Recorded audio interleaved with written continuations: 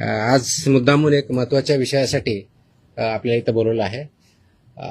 गेल्या अनेक वर्षापासून आपल्याला माहिती आहे की महाराष्ट्रामध्ये गुटखाबंदी केलेली आहे. आपल्या FSSAI ॲक्टच्या सेक्शन 30 अंतर्गत प्रतिबंधित जे फूड आयटम्स आहेत त्याच्यामध्ये गुटखा आणि तत्सम आयटम जे आपले आहेत त्याच्यावरती गुटखाबंदी केलेली आहे. त्याच्यावरती आपण अनेक वेळा कारवाई करतो,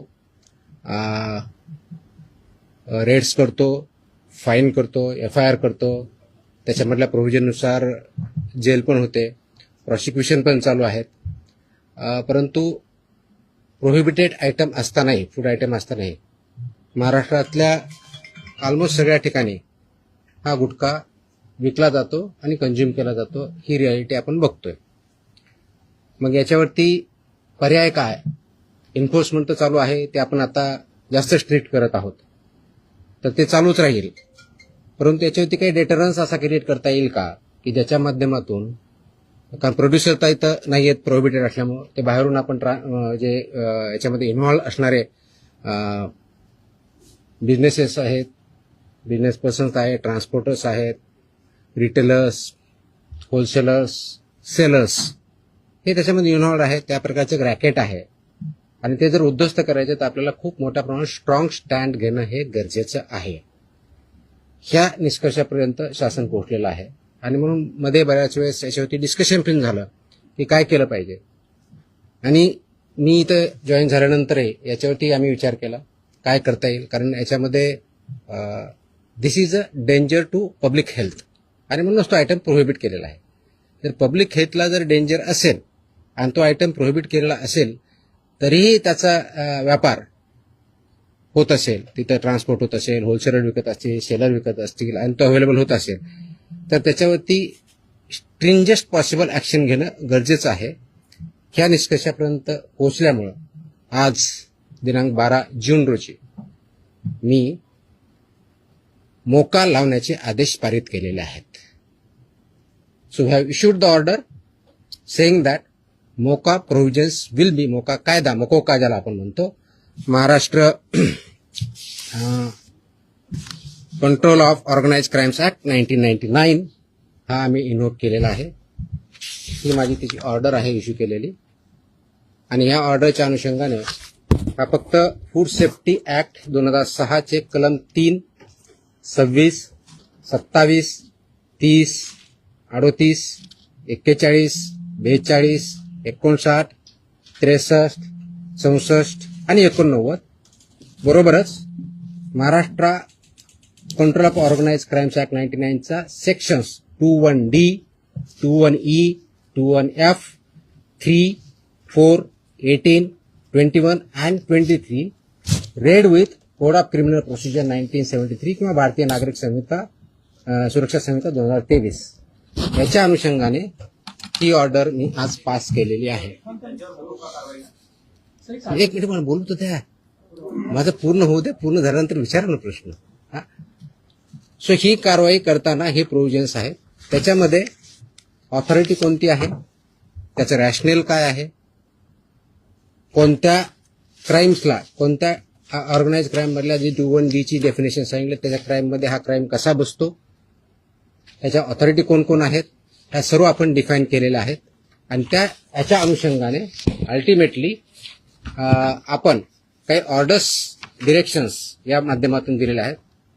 त्याच्यामध्ये ज्या ज्या ठिकाणी हे मोर दॅन वन्स एखाद्या ह्याच्यामध्ये ट्रेड करणारा व्यक्ती, संस्था, आस्थापना असेल त्यांच्याविरुद्ध कंपल्सरी मोका इन्व्होक करायची ही ऑर्डर आहे. त्याचबरोबर सेक्शन 23 ऑफ मकोका ची जी प्रोसेस दिलेली आहे ती प्रोसिजर कंपल्सरी पाळायची हे पण आपण याच्यामध्ये आदेश दिलेले आहेत. त्यानंतर persons and entities against whom MCOCA shall be invoked are manufacturers and producers of prohibited food products, number 1. Number 2, financiers funding their manufacture, procurement or distribution. Number 3, interstate and intrastate suppliers and commission agents. Number 4, transporters and vehicle operators, including agents who book or arrange transport. Number 5, godown operators, warehouse owners and store managers who knowingly store such products. Sixth, wholesale dealers and distributors. Seventh, sub-dealers and semi-wholesaler agents. Eighth, retail sellers forming part of an identified organized network. And nine, any other person who knowingly facilitates, abets, conceals or assists any of the above. त्या इतक्या जणांविरुद्ध मोकोका वापरायचे ह्याच्यामध्ये आदेश आपण केलेले आहेत. त्याचबरोबर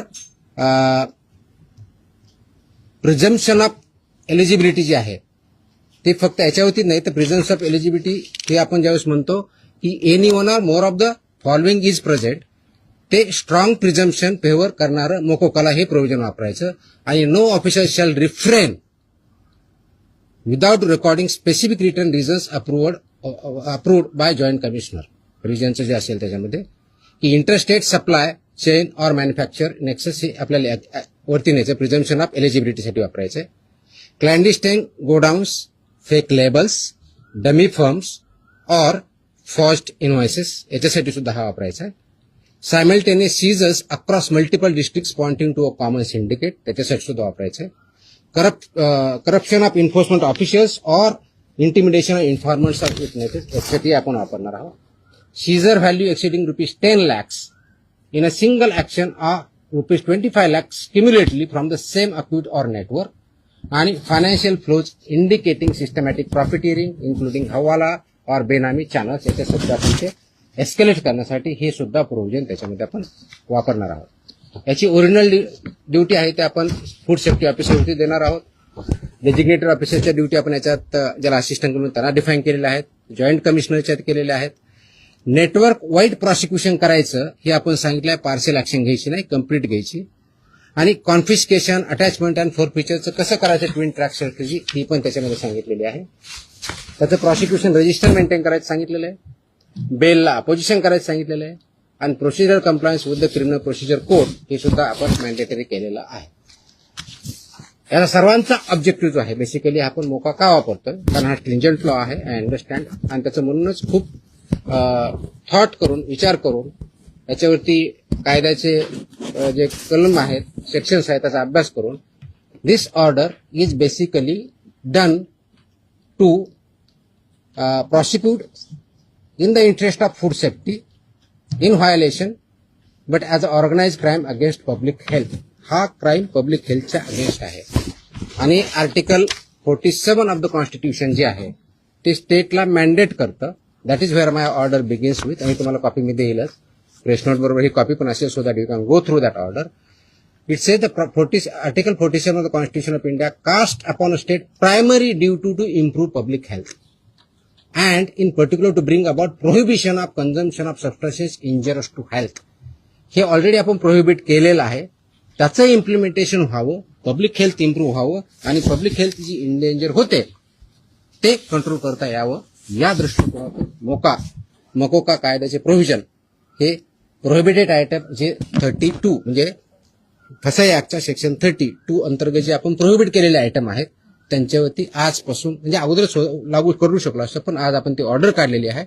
and it will B implemented completely across the state of Maharashtra. त्याच्यामध्ये मिसलिडिंग ऍडव्हर्टाइजमेंट ऍक्ट आहे. तुम्हाला काही दिवसापूर्वी कारवाई केलेली बघितली. फसाईमध्ये सुद्धा मिसलीड करणं, लेबलमध्ये चुकीची माहिती देणं, इन्ग्रेडियंट चुकीचे असताना वेगळा क्लेम करणं हा सुद्धा गुन्हा आहे. त्यानुसार आपण कारवाई करतो त्याच्यावरती. It's not about police or FDA किंवा फूड सेफ्टी ऑफिसर्स.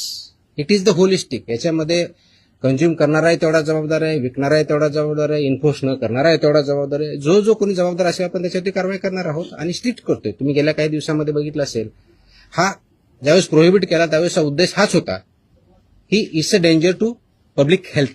आणि ते जर टाळायचं असेल कारण याच्यामधून काय काय आजार होतात हे मी वेगळं सांगण्याची गरज नाही. It's documented, it's in the public domain.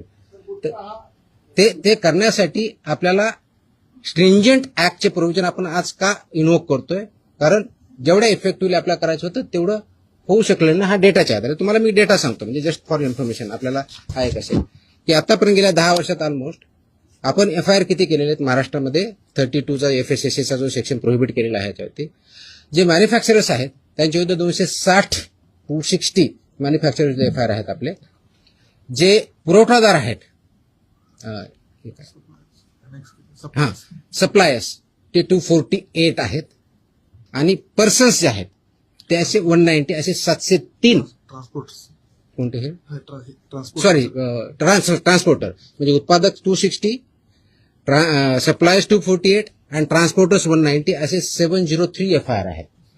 So FIR काय कमी केलेत अशातला भाग नाही. त्यांचं प्रॉसिक्युशन त्यांची पुढची प्रोसेस आपण करतोय, पण आपल्याला अजूनही त्याच्यामध्ये कम्प्लीट याच्यामधून खरोखरच हद्दपात करण्याच्या दृष्टीने याच्यातून झाला नाही तर पुढची स्टेप आपण घेतोय आणि ती आज आपण घेतलेली आहे. Yes please. ते सांगितलंय की दोज हु आर रिस्पॉन्सिबल त्यांच्यावरती आपण कारवाई करणार, कुणी असू द्या. ते माझे अधिकारी होऊ शकतात, इन्व्हॉल्व जर असतील तर दुसरे कुणी असू शकतात. त्याच्यामध्ये एड्स अबेट हे शब्दप्रयोग आपण जे केलेले आहेत त्याच्यामध्ये त्यांचं इन्व्हॉल्वमेंट जर सिद्ध झालं तर आपण त्यांच्यावरती करू. याच्यामध्ये आमचे काही अधिकारी इन्व्हॉल्व आहेत असं खूप अलिगेशन होतात, कंप्लेन येतात, आम्ही त्या व्हेरीफाय करतो. पुढच्या काही दिवसामध्ये असे काही अधिकाऱ्यांचं इन्व्हॉल्वमेंट आहे किंवा नाही याच्याबद्दलचे इन्व्हेस्टिगेशन आमच्याकडे सध्या चालू आहेत. त्याच्यातून जे रिझल्ट येतील ते आपल्यापर्यंत येतीलच. मला धमकी आलेलं कुणी सांगितलं तुम्हाला? नाही, sorry, no sorry, please look at ती जुनी क्लिप आहे, कमीत कमी 10 वर्षापूर्वीची आहे. Look at the clip. आताची क्लिप नाही याची ती दॅट वॉज नाही that clip if I remember correctly, मला आठवत नाहीये, इफ आय रिमेंबर करेक्टली बहुतेक ती पुण्यातली क्लिप आहे, फेनाबाजी पीएमपीएम आहे. चेकआउट तुम्ही बघा, ते क्लिप आताची नाही, मला कोणतरी पाठवली, मला कोणतरी विचारलं, मला अशी धमकी नाही आलेली. क्लॉज वापरण्यासाठी ज्या काही प्री कंडिशन्स आहेत त्या फुलफिल झाल्या डेफिनेटली करणार आम्ही. कारण त्याला एका गुन्ह्यासाठी होत नाही, it has to be more than 1 offence in last 10 years. त्यांच्यावर जर झालेला असेल तर डेफिनेटली आम्ही करू, कारण त्याचं कंडिशन फुलफिल करायला पाहिजे. अदरवाईज आमचे FSSAचे ऍक्ट, BNS ऍक्ट आम्ही ते वापरतोच आहोत. आज ती जे हल्ला झाला त्याच्यावरती इमिजिएटली स्विफ्ट कारवाई पण झाली. 7 का 8 लोक त्याच्यामध्ये अरेस्ट पण झाले immediately. I spoke on with DGP also. DGPने सुद्धा इमिजिएटली त्याच्यावरती इन्स्ट्रक्शन देऊन कारवाई केली. अँड अशा प्रकारचे हल्ले आम्ही भिणार नाही. Very clearly will protect our officers आणि those who take law into their hands will show force of the law. सगळ्या एजन्सी एकत्र काम करत असतात, त्याच्यामध्ये सगळ्याच एजन्सी काम करतात. आपण याच्यामध्ये मकोका लावताना किंवा हे करताना इव्हन आताचे जे FIR होत आहेत त्याच्यामध्ये आपण फक्त विकणाऱ्याला करत नाही, त्याचा ट्रान्सपोर्टरला पार्टी करतोय, त्याचा डिस्ट्रीब्युटरला पार्टी करतोय, तुमच्या ओनरला. मी तुम्हाला लिस्ट पण दिली. तर इथून पुढचे आता आल्यापासून FIRचे हे it will be right from manufacturer to seller. आताही होतात, अजून जास्त स्ट्रिंजेंटली होतील. So they are responsible. कायद्यामध्येच व्हेरी क्लिअर त्याच्यामध्ये कुठेही डाऊट नाही.